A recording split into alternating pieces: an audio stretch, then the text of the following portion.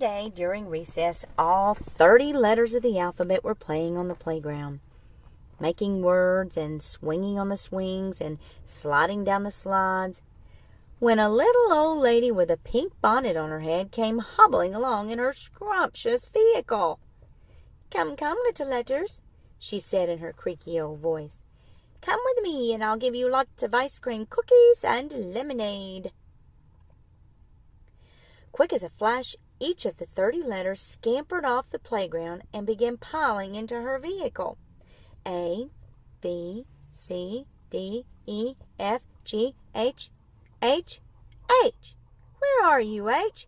Come on, let's go. I, J, K, L, M, N, O, P. When H realized what was going on, he shouted, "Stop! It's a dirty trick!" At that moment, the letters began popping out of the vehicle. A popped out, then B, then C, and then came the other letters as fast as they could go. Then suddenly the door slammed shut, and Wha, Shaw, Thaw, Chaw, and F were trapped inside. "You will never see these letters again," shouted the little old lady with the pink bonnet, and then she sped off down the road. H was so brave that he became a hero that day. He dashed after the vehicle at lightning speed, followed by the rest of the alphabet. "Stop! Stop! Come back!" they shouted. Soon the vehicle stopped at a dark, spooky old house. They watched as the little old lady with the pink bonnet tossed the captured letters into a bag and then darted inside the dark, spooky old house. "Quick!" shouted H. "There is no time to lose. Who will go with me? Who will be the bravest?" He waited and he watched as the frightened little letters stood there shivering with fear, and no one volunteered. But just as H turned to go into the dark, spooky old house alone, one of the letters stepped up. Who do you think it was? It was W. "I will go," volunteered W bravely. Then another letter stepped up. "I will go," said S. And then another and another. "I will go," said T. "I will go," said C. "We will go too," said P and G. W, S, T, C, P, and G stepped up as the bravest letters of all, along with hero H. The 7 brave letters tiptoed up to the door of the dark, spooky old house and slowly creaked open the door and crept inside. Then they disappeared into the darkness. Soon they saw a bright light shining from the kitchen. They crept toward the kitchen door, closer and closer, and peeked inside. And what do you think they saw? It was the little old lady with the pink bonnet eating alphabet soup. They rushed through the kitchen door as fast as they could, but sadly, it was too late. Just as they came crashing into the kitchen, the little old lady with the pink bonnet gulped down a huge spoonful of alphabet soup and ate the letters all up. That alphabet soup was delicious," she said. "No one will ever be able to make words with those sounds again. Goodbye, Wha, Shaw, Thaw, and Chaw." Sadly, the brave letters began to walk back to the classroom, mourning the loss of their friends. All except P and G. "Did you notice something fishy about that alphabet soup she was eating?" said P. "It was missing the letter F."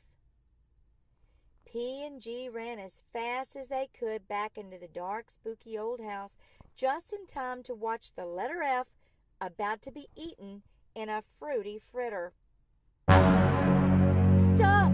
cried cried P&G. And as they rushed in to rescue F, the little old lady with the pink bonnet was so startled that she toppled over in her chair, tossed the Fruity Fritter high into the air, and came crashing down onto the floor with a splat. P&G caught the Fruity Fritter F in midair and began to run away when suddenly the little old lady's pink bonnet fell to the floor. And guess what was there on the top of her head? That's right, a big golden crown. "You're not a little old lady," they shouted. "You're the Word Queen." Yep, there she was, the Word Queen, with her snarled up nose and her long skinny legs. The one who slinks around looking for unsuspecting little letters to trap and then tries to scam them, putting tricks in words so she can be the only one in the kingdom who knows how to read. Up to her old tricks again, trying to change the sounds and spellings of all the words, and this time trying to obliterate the sounds altogether. And now the frightened little letters were right there in the same room with her. What would they do now? "That's right, it's me, the Word Queen, the only one in the kingdom who knows how to read, and I plan to keep it that way. Now give me back that letter F," demanded the Word Queen. "We should have known it was you," said the brave letters as they clung tightly to Fruity Fritter F. "You will never get away with this." Then the brave letters began running fast away. She chased after them as they all jumped out the window, but the Word Queen's dress got caught on a rusty old nail. "I'll get you, you meddling letters, and you'll never make words again," she yelled as she was hanging there. So PG and Fruity Fritter F streaked down the road back to the classroom right behind the other letters. "What are you doing with that cape on?" said Natalie to Tucker as she watched him zooming around the classroom. "We are only supposed to use those when we have to save the day," said Ty. "I am saving the day," said Tucker. "All the pencils in the pencil cup were dull, so I sharpened them." "Well, that is definitely an important job, but I don't think it's saving the day. Not from the Word Queen, anyway." "Well," said Tucker, "I just want to be ready for when she does strike." Just then the alphabet came crashing into the classroom. "See, I told you," said Tucker. "I'm ready." The Reading Avengers had just gotten out their books and were reading and learning tricks when the letters came booming across the floor. "We have dreadful news. The Word Queen just ate 4 letters of the alphabet in alphabet soup, and now we will never be able to make words with their sounds again." "Oh, no! The Word Queen!" said the Reading Avengers. "We know all about her with her nasty little tricks. We have had skirmishes with her before. We know how tricky she is with her little sidekick Wormy Germ, but she will never defeat us. We will learn her fiddly tricks. This is a job for the Reading Avengers. Get your capes on, reading pals. We must find her. The Word Queen must not win." "It's too late," said the alphabet sadly. "Wha, Shaw, Thaw, and Chaw are already gone. Now we only have 26 letters of the alphabet. Only 26. Wha was my best friend," wailed W. "No more whispering secrets to your best friend, or whistling a tune all the way to the end. No more asking your mother, 'Where are my white mittens?' or why some whales are blue, or why whiskers are on kittens." Shaw was my best friend," sobbed S. "Now there will be no more sheep to shear, or shoes to shine, no more dishes or fishes or seashells of mine. We can't splash in the water, or wish on a star, or ring shiny bells, or wash the mud off the car." "Thaw was my best friend," trembled T.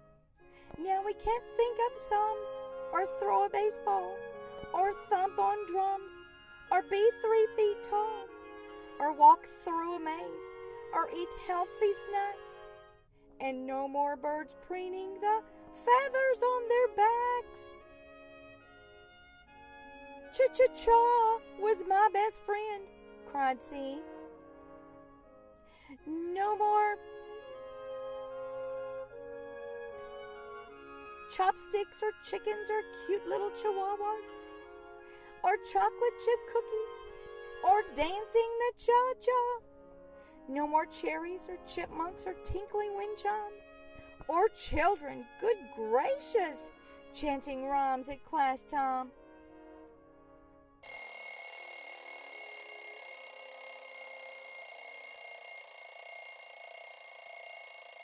Then all the letters just stood there gazing around the classroom at all the wonderful words on the wall, and the bright books in the shelf, and the pointy pencils in the cup, just sitting there waiting for a child to come along and pick them up. Now they would never be used again, because the children were going to be unable to read anymore now that the wh, sh, th, and ch sounds were gone forever. "Wait!" shouted the Reading Avengers. "We can still have the wh, sh, th, and ch sounds. The Word Queen is not the only clever rascal around here. We have a plan. H can join W, S, T, and C to make the sounds of the missing letters that got eaten in the alphabet soup. WH will make wh as in whale, and SH will make sh as in sheep, and TH will make th as in think, and CH will make ch as in children. And since T was also a really good friend to ch, TCH will also make the ch sound as in catch. And we will put those sounds right back in the alphabet, and the Word Queen will not win." Just then T pulled F out of the fruity fritter. At least P and G were able to save F. You owe your sound to P and G for being so brave. You should thank them. "I will," said F, "and I know just how to do it." "P and G and H will help me make my sound F in some words," announced F. "PH can help make the words in phone and alphabet and photosynthesis. And GH can be in charge of the F sound in laugh and cough and tough." "But I am too shy," whispered G in a timid voice. "I don't think I can do it." "Be brave, G," said T. "I'll try very hard," whispered G. "But sometimes if I am too shy and afraid, GH may want to remain silent in some words." "It's okay. When GH is beside me, you can always be silent," said brave T.